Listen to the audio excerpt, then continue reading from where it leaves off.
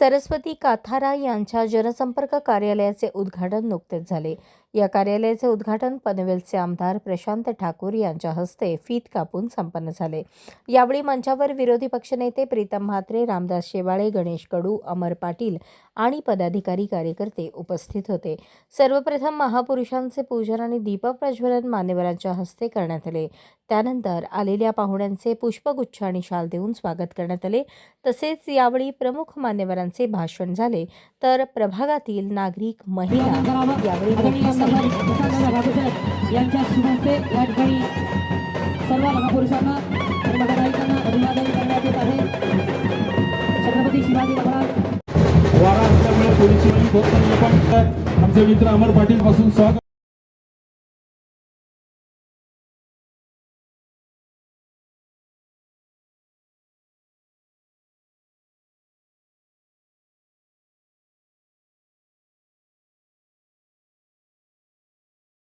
आदरणीय आमदार साहेब स्वतः या ठिकाणी उपस्थित आहेत, अमरजी आहेत, रवीजी आहेत, सगळेच करतो।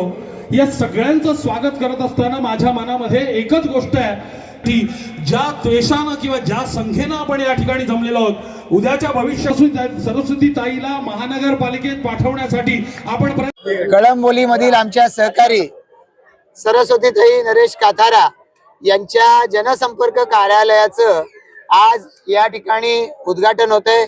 मी या निमित्तानं मनापासून शुभेच्छा देतो। त्यांच्या माध्यमातून या सगळ्या परिसरातल्या लोकांची कामं तर होतच होती, या सगळ्या परिसरांच्या समस्यांना वाचा फोडली जात होती। विकास कामांच्या सुद्धा त्या दृष्टिकोनातून त्यांचा आग्रह होता।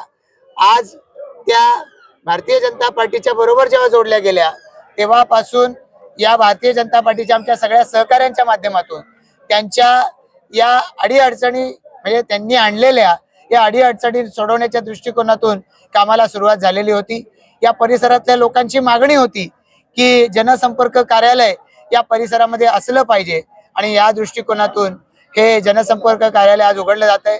योगायोग असा आहे की आजच नेमकी निवडणुकीची आचारसंहिता लागली, पण त्याच्या आधीच या कार्यालयाचं नियोजन झालेलं होतं।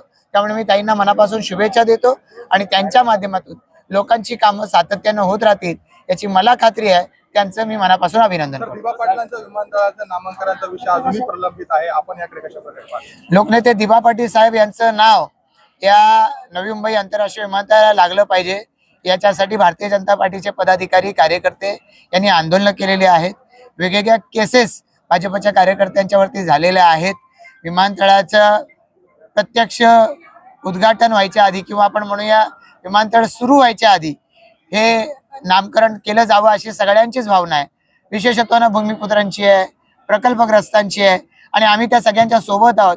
कारण आम्ही प्रत्यक्षरित्या आम्ही 4-4, 5-5 केसेस आमच्यावरती झाल्यात या आंदोलनामध्ये।